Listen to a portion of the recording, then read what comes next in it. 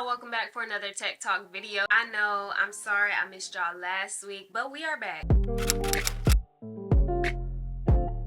Today I'm gonna show you guys how to make a thumbnail on Canva. I'm just gonna go up here and type YouTube thumbnail.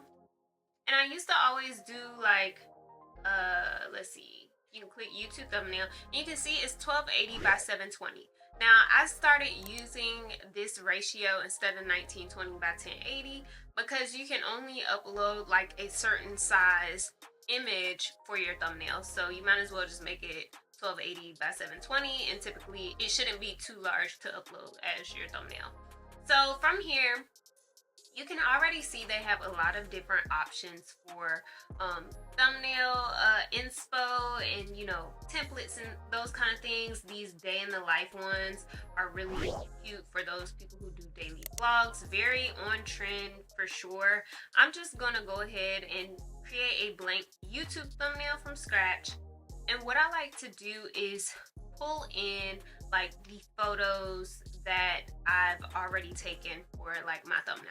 So real quick, I just want to show you inspo from our last YouTube video on this channel. I made this thumbnail in Photoshop, so I'm going to basically show you how to achieve this thumbnail look in Canva. So I'm going to drag and drop the edited photos that I have for this thumbnail, just some options. I like to pull in different options to see what I like. And another thing I like to do is go on YouTube and search like a similar video that I'm recording. So I went and I searched like how to edit videos. Right here, I'll show you. I'm just gonna search how to edit faster, right? And so it's gonna show me like, you know, different videos that will come up with that search. So right here, as you can see, like the guy is on the side, but he has the timeline in the background. He has almost 500,000 views on this. As I scroll down, like this is probably not the best searchable video because there's not a lot of results on here, but as you can see, a lot of people have the timeline in the background.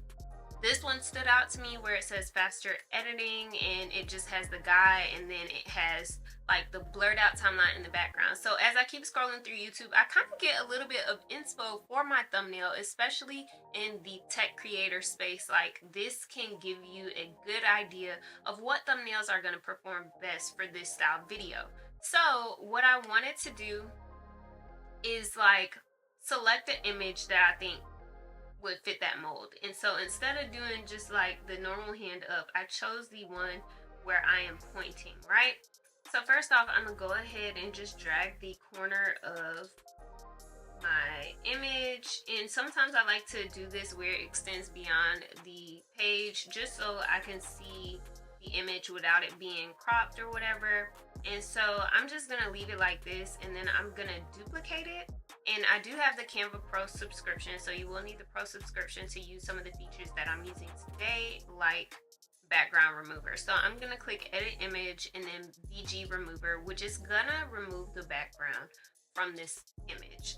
So I'm gonna let that do its work, and then as you can see, boom, I am cut out. Now the reason why I like to leave one in the back is just in case I need that as a background. But as I said and showed you guys earlier, a lot of these just have like a timeline in the background. So I did Command V to place a screenshot from my original screen recording where I was doing the transcript based editing, and then I'm just dragging it to fit how I want it to fit. And then what I'm gonna do is do Command in the left bracket to move it down one layer behind this cutout layer that we did. And so now I'm gonna click on this cutout layer, and I like to go ahead and shrink down the frame around the image. And because we're talking about transcript based editing in this video, the transcript based editing is over here on the left side. So what I'm currently doing is pointing to the right side. So I'm gonna hit flip and flip horizontal so I can be pointing toward the transcript based editing feature. Now I just need to figure out the sizing and placement that I want this image on top. Real quick, I'm just gonna base the thumbnail that I did in Photoshop, just down here on the second page so I can reference it quicker. But I basically just made myself larger, zoomed myself in so that my shoulder is kind of on the edge right here, and then my bun is pretty much cut off a little bit. But so boom, this is not too shabby in comparison to this here. So what I want to do is create a little bit of contrast between my cutout and this screenshot. And sometimes what I like to do is go ahead to Google and just type in like gradient blue to orange, and just finding something that looks pretty cool. Now what I will say is I have Envato Elements, which is a place where I can download stock images, and I have the license to it and stuff like that. But there's different places where you can find like free gradients, free images that you can download and use. What I'm gonna do is copy this image that I found on freepik.com, and then I'm gonna go ahead and paste that here in Canva, and I'm just gonna size it up to fit our thumbnail space, and again doing command left bracket to move that behind the cutout that we already have. Now you might be like, girl, now I can't see the timeline. So what you could do is either go to edit image and then play with some of the effects that they have here. Typically when I do this in Photoshop, I'll just change the blend mode, but here we're just gonna play with the transparency. So I'm gonna just drag that down a little bit until I feel like it's like a good space where you can kind of see. And as you can see, this one is a little bit darker. So what we're gonna do is just turn down the brightness of this image, which is gonna make it a little bit deeper. Then you can play with the contrast, you know, whatever floats your boat, tickles your fancy, you can do. It's really just creating a thumbnail that's engaging not only to the viewer, but something that you think looks good too. So I'm just playing with some of these to kind of make it a little bit deeper and to make me stand out a little bit more. And then I'm just gonna make it a little bit more vibrant and maybe pull up the saturation. So yeah, now that looks pretty similar, and this is again completely different than what I did in Photoshop. But now we have like that contrast between the screenshot behind me and the image out in front. So now we're just gonna add the text. So you can just hit T and it'll pull up a text box, and I'm gonna do how to edit, and then I did faster in a different block. So I like to do, you know, whatever font you like. I like a nice bold font where like you could see everything.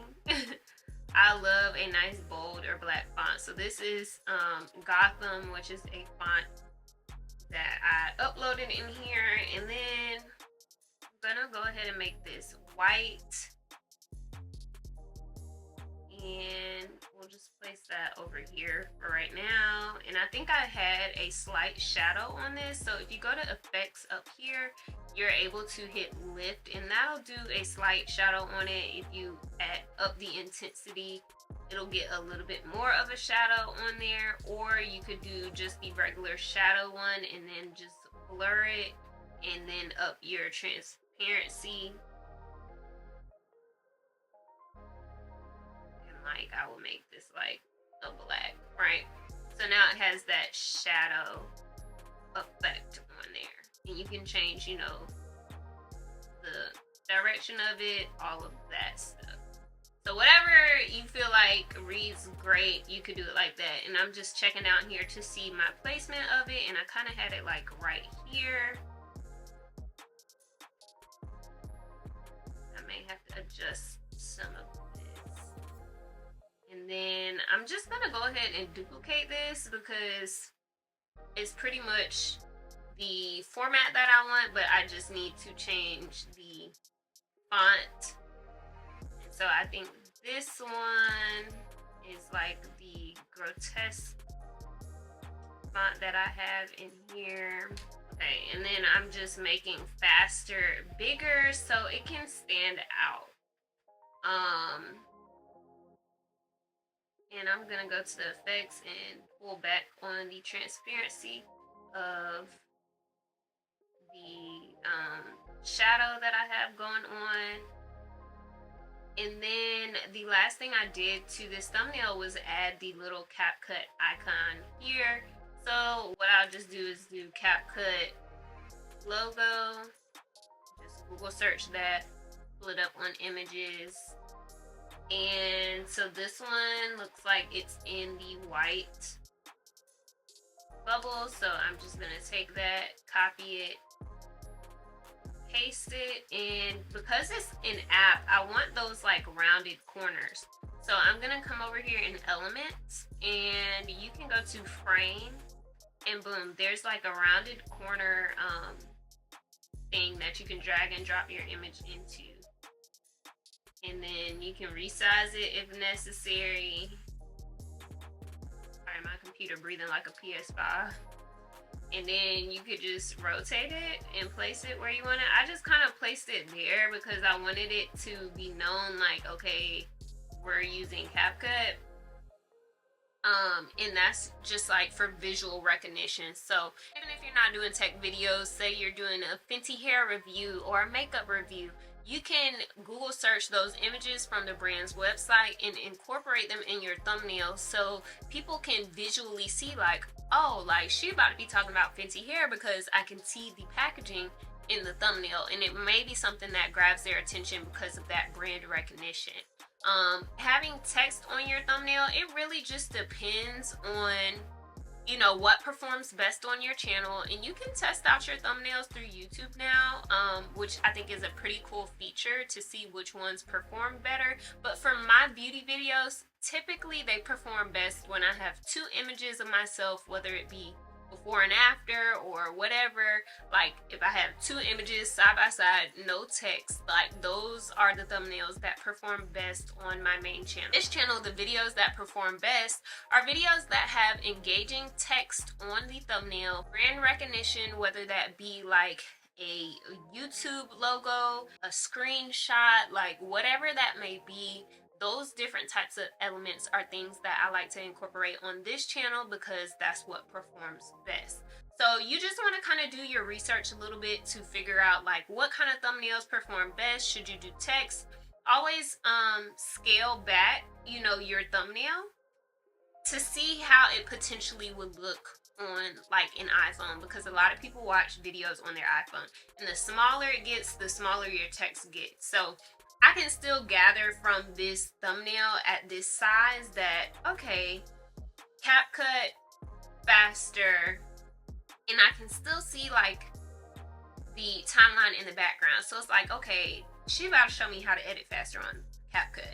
And you can still see that. You want to avoid the bottom right corner because that's where the timestamp typically is on YouTube videos. Like if you just go to YouTube and you see like right here where they have that timestamp, that is what you're gonna be competing with if you put text under there. So you can see a lot of people have text up here in the upper left, top, middle.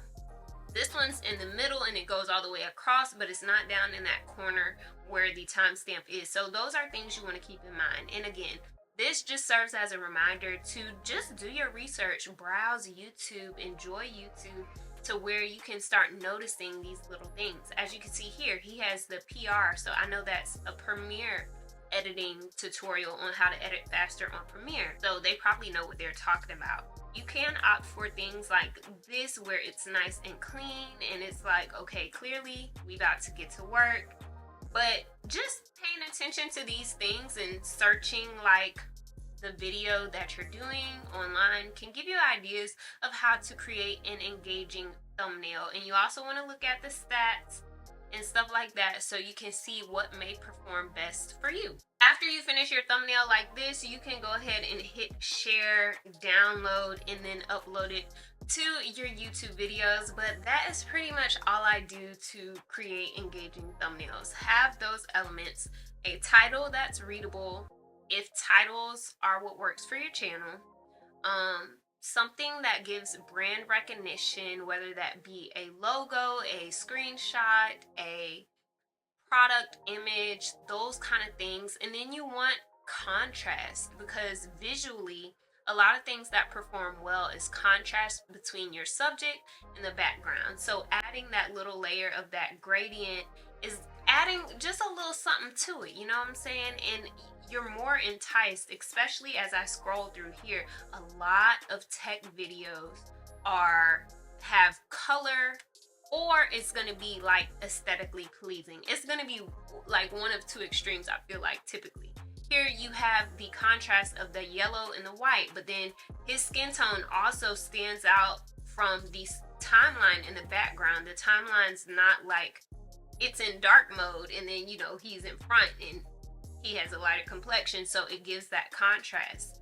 All of these similar thing, like it has that contrast. So you want to focus on those couple of things when it comes to creating your thumbnails. I hope this information was helpful. I talked a little bit much, but I just want to share that with you guys, and I hope you guys try these things when you create your thumbnails. So comment below your favorite technique when it comes to creating thumbnails for your personal channel. Let me know what works for you. Also, I meant to mention, y'all, thank you for watching this channel. I'm so excited. We finally met the threshold of watch time hours. I know that's right. To monetize this channel. So when you see the ads rolling on here, baby, we worked hard for this, okay? I think this is what, year 3 going into year 4 of the podcast, and it's just so beautiful to finally like reach that milestone of being able to monetize this channel. So thank you for watching. Also, if you don't follow us on Instagram, make sure you go ahead and follow us at Uncut Gems with Slim, because I'm trying to figure out who should be next on season 4 of the podcast. What guests should we have? I'm definitely doing a creator series again, so let me know your favorite creators on Instagram that you would like to see on the podcast. I don't know what tutorial is coming next week, but I'm working on it, okay? We're doing some planning. We're getting things in order. And yeah, so make sure you subscribe so you don't miss any upcoming videos. In the meantime, go ahead and check out last week's video where I showed you how to edit faster, okay? Stop wasting your time doing all these things when I'm gonna show you how to edit faster. So go ahead and check that out. I love y'all so much, and until next week.